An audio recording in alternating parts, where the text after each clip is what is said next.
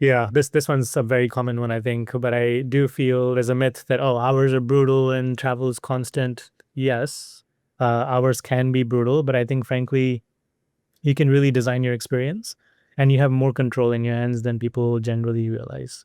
Um, this kind of goes back into networking a little bit. Networking doesn't stop once you join the firm. For instance, I had regular coffee chats every Friday. I met with one person in my office for the first 40 weeks, literally. So met with the principal, met with the project leader, met with the managing director partner consistently every single week, so that everyone knew me. I knew the work they're doing. I understood the clients they're working at. And guess what? Every single time I was about to roll off from a case, I had such a good pulse on the pipeline in Northeast or wherever I am to know which client work is going on. And literally, I had my pick of projects every single time for 4 years, except for once, which was the first one. So to have that type of control on, and I travel 10% of the time, which I didn't want to travel. So it worked out perfectly. So if you want to travel, you can have your way. If you want to do healthcare cases, like I did purely healthcare work because that's all I cared about at that point, I was able to get exactly that.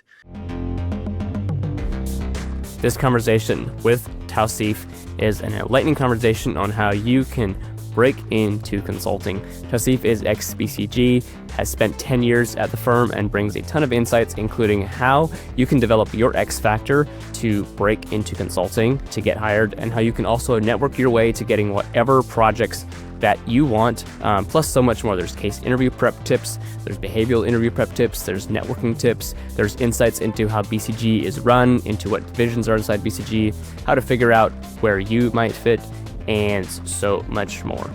Before we get into it, I just want to ask you to quickly subscribe wherever you're listening or watching. Make sure that you get notified every time we release a new conversation or case interview tip or case example, and so much more. Finally, you'll find information in the show notes on how to work with Tauseef, whether you need help with your case interview prep, your fit interview prep, your networking strategy, or so much more. He's available. He'd love to work with you to help you break into consulting. All right, let's dive in. Strategy Simplified, stoked to be joined by Tauseef Charanya, former BCG. He's got an amazing background, and we're going to be getting into all sorts of trouble today. He's got tons of great insights to share. Tauseef, thanks for joining. How are you today? Doing very well. Pleasure to be on board. Thanks for having me. For sure. Well, excited to have you on for your first appearance on the podcast. It's going to be a fast-paced conversation, so let's just dig right in. Can you kick us off just with a quick kind of 60-second overview of your path into consulting and your time at BCG? Happy to. So my path to consulting actually started in graduate school back when I had no clue what consulting was. I was actually preparing to be a professor in biomedical engineering, running my own lab. Along the way, I co-founded a medical device incubator named Sling Health, which has now grown into one of the largest student-run incubators in the US. That experience was very entrepreneurial, very exciting, but it also really helped me realize how little I knew about business. Very humbling experience. I joined a local consulting club immediately at WashU, where I went to school, and loved the exposure to different industries, to different functions, and getting the ability to switch cases every 6 to 8 weeks. So my plan at that point was to do consulting for 3 to 4 years before heading back to the startup scene and coming back to WashU. Instead, here I am 10 years later at BCG, and the journey, frankly, has been nothing but disappointing. Consulting was supposed to be a pit stop, but turned out to be masterclass in business leadership and growth. So your 3 to 4 years, that plan went off the trails really quick. Very quick. That's awesome. Exactly. Well, we're excited to dig into that a little bit more, extract some insights for those who are looking to break into BCG, as well as any of the other number of top consulting firms. I heard a little birdie told me that you secured a few top offers. Walk us through that. Which offers did you break in, and then share kind of one thing that you've identified that you did during recruiting that really gave you an edge and helped you land those offers? No, absolutely. So I did manage to secure multiple offers, luckily at BCG, McKinsey, at Clearview, Healthcare Partners as well. And there were only 4 firms that applied at that point in time. Honestly, when I reflect back on my experience, it really comes down to discipline and your preparation. Whether you have 1 month or 1 year, you really need a tailored plan that fits your learning style. Case practice, of course, is essential, but frankly, a lot of people have extra help these days, and they're strong performers in terms of cases. And casing has become table stakes, believe it or not. Things that it has evolved into now, it's a game of speed and being able to finish cases faster, or using industry knowledge as a differentiator as well.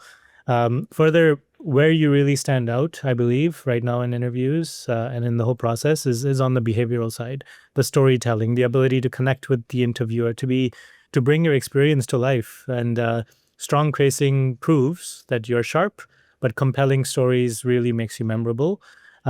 Cases get you in the door, but your presence and storytelling really seal the deal. Well, okay, you said so much there. First off, you applied to 4 firms and you got 3 offers. Lucky. Miracle luck. Lucky or good or a mix of both? Who's to say?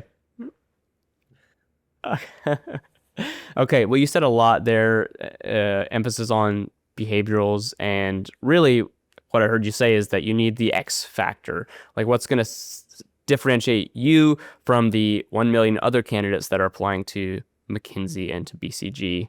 Exactly. And so that's great. What is one X factor or one lesson from your time at BCG that candidates can't find by reading a case book or reading an article online or just watching any generic kind of YouTube video in the process? Yeah, that's a very good question. To be honest, reflecting back on 10 years, for me, the lesson has been simple. Never stop being curious. It started during my own case prep, believe it or not sooner. But learning to ask better questions, being curious about everyday things that are around you and why things work the way they do. I think that's what casing actually even taught me in the first place. But it continued into consulting. Of course, consulting forces you to be curious and ask the right questions to be good at your job, frankly. And consulting gives you the toolkit to harness that curiosity in a very structured way. 10 years later, it's still what keeps me engaged, frankly, because not a single day goes by when I don't learn something new throughout my time at BCG. I would say frameworks come and go, but curiosity never goes out of style, no matter what job you're in, whether consulting, whether outside. And it's true life skill, if you will, that you're going to learn during the casing process to ask the right questions and then further extend that into your consulting career. But that would be one thing I would say that really I took away from BCG and what really keeps you successful, because your learning never stops then. Learning never stops. What would you say to someone who says, okay, Tauseef, that's great advice. I feel like I'm not a very naturally curious person. Like, is there something I can do to grow my curiosity, to grow my hunger for learning? That's a tough one, to be honest. How do you teach someone to be more curious? Honestly, it comes down to, if you really want to be a good caser, you need to understand the industries you're operating under and what you're being quizzed on, to be honest. And if you don't want to look foolish in an interview, then you better know your stuff a little bit more, or know how to fake your way through it, to be honest, as well, right? So it can come, the purpose for learning and being curious can come at different in different flavors for everyone, and the motivation can be different for everyone. Some can be embarrassment, some can be just genuine curiosity and push. But no, honestly, casing, doing more cases, being more familiar with the different industries, asking why, and using your mentorship as a platform with industry experts who have been around for a while. Using that opportunity to really ask them, how does this work? I go to the grocery store, but I don't think about, the shelf layout and XYZ. Can you tell me why things are the way they are? And actually use this platform as a way to learn from your coaches who have done all this kind of work in consulting. But honestly, curiosity is usually limited by not having the information maybe in front of you, or but now, frankly, all this information is at our fingertips or with coaches, so why not? That's awesome. How can I build my business acumen? You've mentioned kind of building that business knowledge and just depth of kind of experience. But beyond Mm. what you mentioned, like talking to experts, talking to people who have been in those industries, like what's maybe like one thing that, Joe who's listening at home or who's in Mm. undergrad can do to build his kind of business knowledge? Yeah, great question. Honestly, this goes back to the answer earlier we gave on asking the right questions and being curious. So I think as long as the willingness to learn is there, now you have ChatGPT on your fingertips. And if you're asking it the right questions when it comes to, okay, well, I'm preparing for a case interview in the retail industry. Can you help me understand what the different types of players are in retail? And you get a sense for the different segments of types of customers, if you will, or types of clients, if you will, and ask questions around what are the different functions within the retail industry. How do you think about merchandising? How do you think about procurement? Literally, we have all this information at our fingertips to drill down deeper into understanding so many different business concepts. So, yes, there's tons of industry primers online. You can imagine all these casebooks. We have so many good resources on MC platform in order to further dive deeper into different industries. On top of that, you have ChatGPT to actively have a conversation if you don't understand a concept or two to further dive deeper.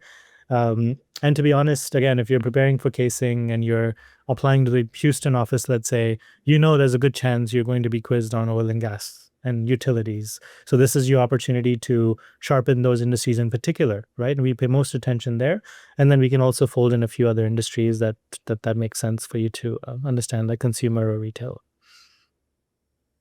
That's brilliant.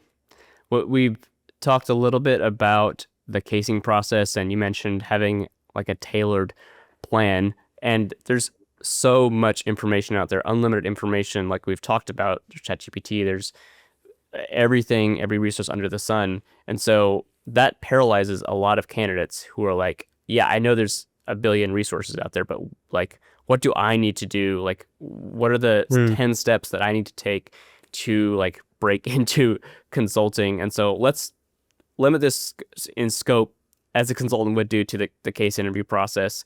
You're a coach with MC. What happens after a candidate books a session with you, right? Like they get on your schedule for next Thursday. What's the process you run them through to maximize their chances for success? Absolutely. So for me, Japeth, it's a three-part process. First, I would say I benchmark the candidate with a live case to diagnose their strengths, weaknesses across quants or communication or structure. Second, I would create a personalized plan based on their maturity level and, of course, the timeline we're working up against as well. If the interviews are close, we focus on a variety of case types and industry relevance to their office. Obviously, we won't be able to get to too many different industries and cover all our bases completely. But if we have a little bit more time, then absolutely we'd be able to do that as well. Third, I would say we pause every few sessions to reflect on the progress, on the readiness, and any tweaks we need to do or drills in terms of math if we need to learn that a little bit more, or even the coaching style. If some people are just going to be different learners, so how can I adapt my coaching style to help them better learn in case there is slowness in terms of actually grasping the concepts? This approach has helped me successfully mentor more than 200 candidates with a very high placement rate. And the goal is never to overwhelm, but to maximize improvement in every single session. So it's really all about that. So kind of what I'm hearing you say is that you help folks know which steps to take and when, and you give them a benchmark of, hey, now you're ready or now you're not. And so that they don't overcase after they reach the point of like being ready for interviews, but they're also not showing up and embarrassing themselves if they do get into that McKinsey interview room as well. Does that sound about right? Exactly. I do think you're right. Resources are tremendous and plentiful all around. I think what students struggle with, I mean, one, yes, you get overwhelmed, but second, peer casing is absolutely encouraged. I think you need a lot of reps along the way. but you not necessarily are getting the best feedback from peers, unfortunately, just because they haven't been there and done that and kind of interviewed over 300 times, right? Like us. So in those cases, yes, having a mentor to kind of guide you throughout the process, and the frequency could be once a week, twice a week, depending on where we're at overall in the journey. But I think having someone like that to guide you throughout and give you the Mm-hmm. confidence along the way that you're never wondering, wait, am I actually progressing well? Or like, oh, I didn't do well today. Like, ugh, like feel horrible, right? But wait, actually, other people did horrible on this too. You did really well here and here, but this is the only tweak we really, really need to make for next week. So having that balanced approach and knowing how not to overwhelm the candidate is something that I would say is so critical to have a mentor again at MC. I love that. And so we'll put a link to your calendar here in the show notes and a link to where folks can learn more about coaching. Like specifically, our Black Belt program is the kind of one-stop shop for like getting into consulting, from networking to resumes to case and behavioral interviews. So we'll make sure to include those resources where candidates can go to learn more. So we've been talking about cases. Let's talk a little bit about what you mentioned at the beginning of the conversation about kind of where the offer is won and lost, which is in the behaviorals. And this is so underestimated by a lot of candidates that we work with, where they say, I practiced 150 cases and I did great, and then I fell on my face in the behaviorals. So talk to us about kind of the type of preparation that the planning that you work with candidates on to prepare for the fit interview, aka the behavioral interview. Yeah, great question. So when I think about behavioral as an interviewer, I'm thinking, do I feel ready to put this candidate in front of a senior client tomorrow? Do I want to spend time with this candidate at an airport, like while waiting for a flight, or in a team room for 8 hours, right? Those are the kinds of things I'm really wondering. So when I think about the skill set that you really need at that point is going to be really good communication skills, being structured overall, having concise answers in the first place, be a good storyteller, because frankly, consulting is quite a lot of that, and knowing when to bubble up things for executive level communication, which frankly we struggle with 5 years in the job even still, right? And learning. Those are the areas that you're really looking for as a coach. And when I think about mentoring candidates, I mean, frankly, you don't know what you don't know in behavioral. So what we do is we would have a series of 10 to 20 questions I would have them prepare answers to. We would also have an Excel that would have experiences 1, experiences 2 against each of these answers, just because we have versatility in our answers. And if one story is taken, we can always have our backup plan to cover another story instead. Those are some high level things I would say that we would do. But of course, there are the star role formats and proven methods out there in the industry, which absolutely we would go with. McKinsey has slightly different PEI questions, etc. So every industry, every company has their own style of questioning, and we cover all of those, of course, in our coaching sessions. So if I'm thinking about like what success looks like in the behavioral, as far as what you defined as, would I want to spend time with this person? Could I put this person in front of an exec? I don't want to sound like a robot. I don't want to come to the interview having prepped with ChatGPT and like memorized an answer, and then I sound like I memorized an answer because that's what I did. Yeah. And exactly. So what you're building is that flexibility to like talk with a human, which is a skill that it's not lost in the era of Zoom, but it's definitely something that we're really emphasizing with candidates here at MC. Absolutely. And I think being able to think quickly on your feet, for instance, I could always come back with a bit of, okay, if you walk me through firsthand that conversation, how you had it. So think of me as the person on your team who you mismanaged in the first place. How did you have that conversation? So it's like, wait, now I have to act in front of my interviewer. So really making them uncomfortable, unfortunately, because that happens in case interviews, and seeing how they react, to even getting questions like, tell me a joke. It's like, wow, did not expect to be telling someone a joke today, right? So there's all kinds of curveballs you can get thrown during an interview, and it's hard to prepare for those. So having someone who has seen this 300 times, right, and coaches like us goes a long way. What's the most curveball question that you've given to a candidate that you can remember? Oh, tell me a joke. Love that one. Tell me a joke. That was one. Love a good laugh. That's awesome. That's not really something you can prepare for. I mean, you can, but like that's Yeah. kind of missing the point. Yeah, that's awesome. Hey, Strategy Simplified. My name is Katie. I am a Black Belt alum, and I spent 3 years at BCG in the Middle East. I am now here as part of Management Consultants team to help you figure out what products we offer will help you on your consulting journey. And I also advise Black Belt members and Super Prep members once they become a part of our community so that they get the most out of what we offer. If you would like to book a 15-minute call with me, you can click the link in the show notes, and I look forward to meeting you. Been all over the place in this conversation. Let's zoom out just a little bit and dig a little bit into your specific experience at BCG. So you did a lot with the firm, but one of the things that you led is kind of global AI transformation. And so talk to us about that, and then maybe share one project or client story that really stands out to you from your time at BCG. Yeah, absolutely. If I reflect on my time at BCG, I really had two careers. The first 5 years, I worked typically as a consultant, project leader, etc., where I worked with healthcare clients across medtech, biopharma. In the last 5 years, I've actually had BCG itself as my client, where I've partnered across various aspects of the firm, whether it's learning and development to marketing to product management to the data science arm with BCGX, and working, frankly, directly with our COO, CMO, and CEO, even when it comes to the topic of AI and commercializing it globally. So anything we sell on AI, what are the key offers and what's our global narrative, and talking to various analyst reports, analysts across different firms, or even CEO roundtables. Like I was essentially creating a lot of IP research to having a lot of conversations with these clients to being in pitches.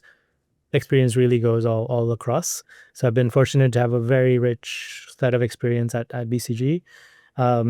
If I was to pinpoint on one experience, and I think candidate, that's a pretty non-traditional like track, if you will. So if I kind of put the traditional track forward and think about one client experience, it would have to be actually working with a private equity client who was looking to make an investment in a biotech firm, and needed an outside-in perspective from BCG on the valuation of their pipeline and even any viewpoints you may have on the organization setup overall.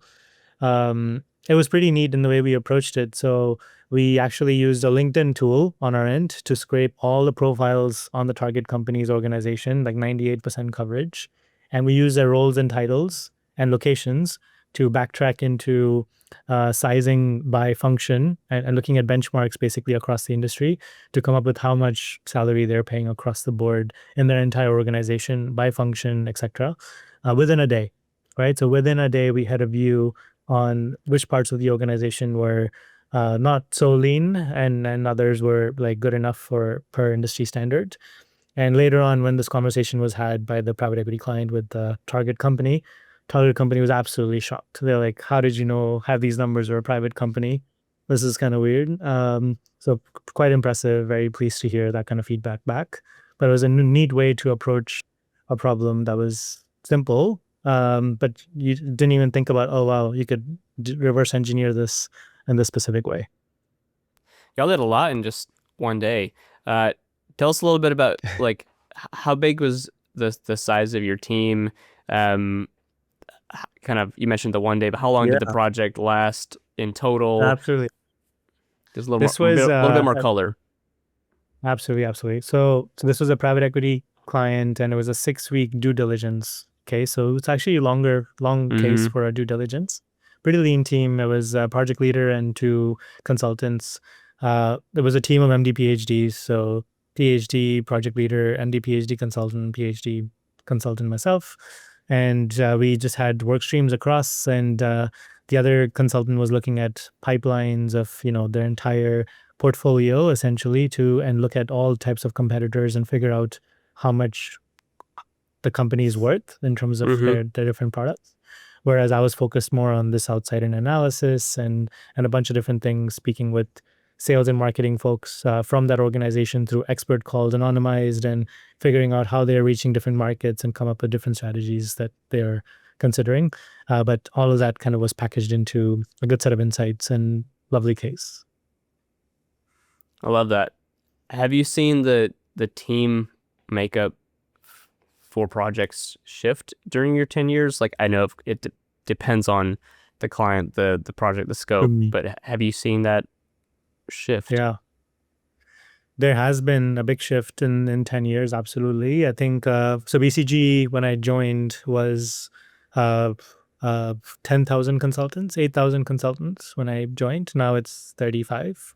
I won't attribute it to myself, but the type of work we did was, it really went from a lot more strategy. We did do big transformation work as well, but the mix of transformation work changed quite a bit. So I think strategy consulting firms have moved from strategy through to implementation a little bit more.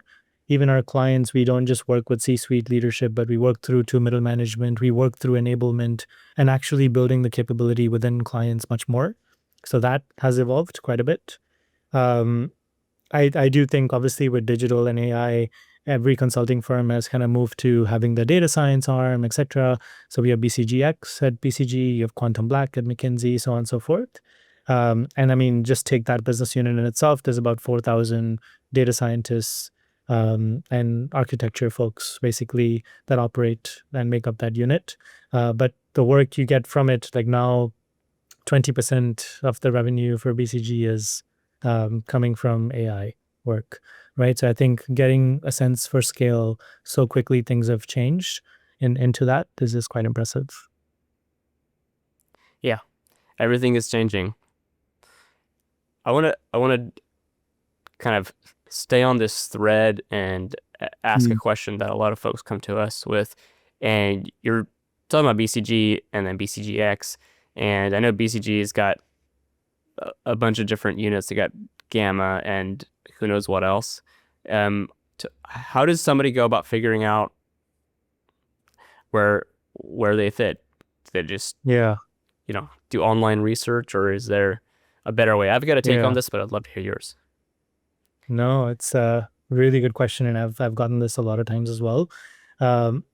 Folks have had lots of conversations, I would say, with myself, and I'm sure folks like me, to learn a little bit more about what their job is. I think understanding the types of roles exist, like whether it be platform architecture folks, whether it be hard techie folks that, or even UI UX roles, or whether it be data scientists in the classic roles, or just data analysts. Like data scientists, even there's like more different levels of them, of course. So understanding that through mentors, through LinkedIn, frankly, as well, to get a sense for, okay, like here's a map, here are the different roles I'm seeing in BCG, and just go to the careers page and just get a scan across to understand what this landscape looks like, will give you a pretty good picture across the board. I think people's backgrounds nowadays as well, like doing computer science more, getting that in more, has been quite interesting to see how even folks with computer science backgrounds are actually more interested in traditional business consulting, or traditional business consultants then actually really care about the coding side and want to get into the data science side. So they go through rotation programs actually within BCG to eventually get there after getting a flavor of this. So there's so many things going on pre-getting into the firm and even post, frankly, that that it's exciting and people are asking good questions across. That's really helpful. I think that's gonna enlighten a lot of candidates listening, because like as much as we shed light on the industry and on firms and try to break everything down, it's always changing. And so what you said, just talking to people at the firm is going to be your best way to learn about it. So absolutely, I love that. It's the networking word that scares off a lot of people. No, and I'm surprised to hear that, because to be honest, when I was interviewing, I networked with 20 BCG partners, project leaders, consultants across 20 to 30 McKinsey folks as well. Like literally, it's that volume of conversations that are helpful to really understand how people's experiences are different, because everyone will have a different experience and story. Like mine is Yep. this 5 years, 5 years, etc. But that is very uncommon. But then someone else will have a very different story as well. So I think you really won't get a true sense of the firm and types of projects unless you have many of those conversations and you network.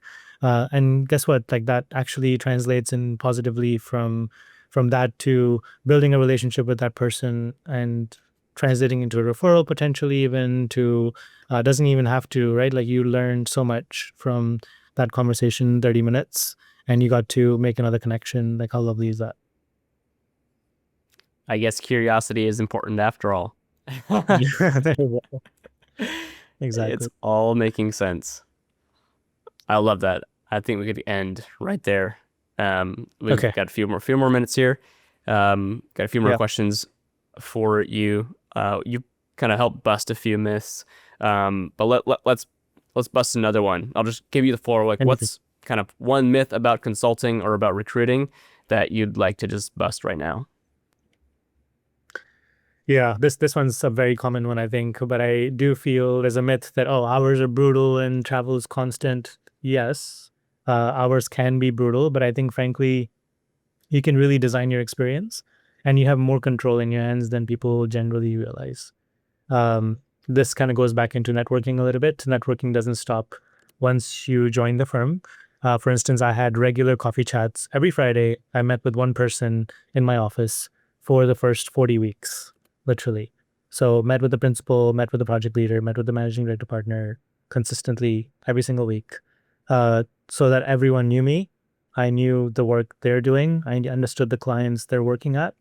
And guess what? Every single time I was about to roll off from a case, I had such a good pulse on the pipeline in Northeast or wherever I am to know which client work is going on. And literally, I had my pick of projects every single time for 4 years, except for once, which was the first one. So to have that type of control on, and I traveled 10% of the time, which I didn't want to travel. So it worked out perfectly. So if you want to travel, you can have your way. If you want to do healthcare cases, like I did purely healthcare work because that's all I cared about at that point, I was able to get exactly that. So there's a way to design your own experience, both like holistically, as I talked about my path overall in 10 years, but also at a micro level, at a day in, day out level when it comes to as a consultant, like you have more control than you think. And hours, yes, they're dictated by the type of cases. So if you're doing a due diligence or strategy case, yes, your hours are brutal, but you know that going in. You can always do a transformation case for 6 months after where you're working more 8 to 6, right? So it's really, if you know what you're getting into, you're much more okay swallowing the pill versus like completely being thrown around constantly. And then on top of that, being uncomfortable. So I think there's a lot to take from that in itself. Drop the mic. I don't have anything to add to that. That was brilliant. Okay. Folks, take No, some thank you. notes. This is somebody who's was at BCG for 10 years. Got some wisdom. I love that. I could just sit for 10 minutes and think about that. But let's move on. I got one last question for you before we dive into a couple of fun personal questions. Just last piece of advice you have for somebody, let's say, somebody 20 years old, they're thinking about their career choices, thinking about consulting. Like, what's one piece of advice you'd give them? I'm consistent. I'm going to say never stop learning. I think the moment you believe you're an expert is the moment you start to fall behind. At BCG, McKinsey, any of these firms, you're going to be regarded as an expert very quickly. But I think humility and hunger to keep learning is really what's going to keep you going and actually get you success. It's almost healthy paranoia, right, around learning that I would imagine people need to maintain. It's not a weakness. It's really what's going to keep you sharp. It's a very fast tracking career. Being able to get promoted every 2 years and have different responsibilities while building subject matter expertise, and being able to help so many different clients with so many different perspectives and backgrounds. It's not easy. So I think the only way to do that is to get ahead, keep learning, keep asking the right questions, keep taking courses. Like, we literally have so much at your fingertips within the firms in terms of knowledge that you have access to and courses you can take. Absolutely, like, take that on instead of like going out another night, for instance, on a week, right? So find the right balance, of course, that works for you. But I think that learning just should absolutely continue. Love that. Well, hey, thanks for everything you've shared today. It's been great just digging into your story and your learnings from your career. I know it's gonna be valuable for a lot of folks. Appreciate it. Thanks for the platform and opportunity. Yeah, well, excited to get more folks connected to you. We'll have links in the show notes where they can connect with you, get on your calendar to work with you through the interview prep and beyond. But 2 quick hitting questions for you. Ready? Please. All right, great. So I know you didn't travel a ton at BCG, which is awesome. But do you have any crazy travel stories that you can share with us? Yeah. It's funny. I didn't travel much on the consulting side. I traveled more on the non-consulting experience. It's not a funny incident or story, frankly. I couldn't think of any at the moment.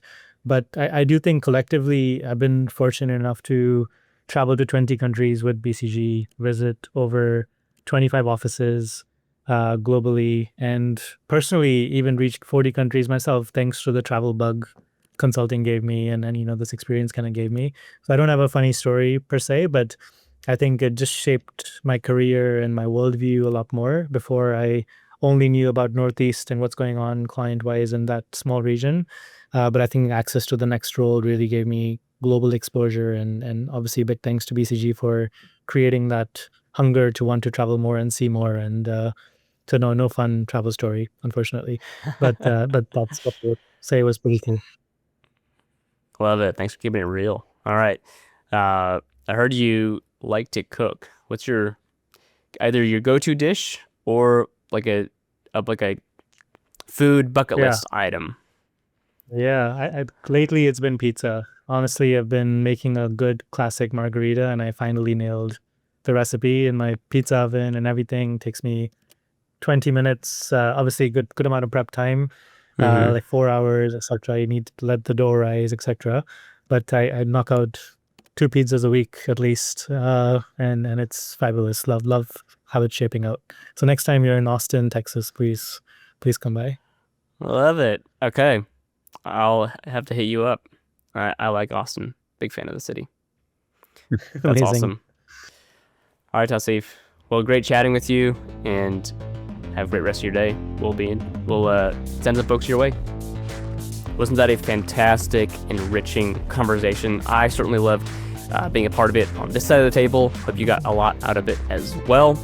If you have any questions about our programs for Tauseef, email us, team@managementconsulted.com. In addition, reference the description of this episode for information on how to work with Tauseef via one-on-one coaching. You can join our Black Belt program for 8 or 10 hours of personalized coaching. He'll develop a tailored plan for you. He'll help you work through that. You'll do check-ins.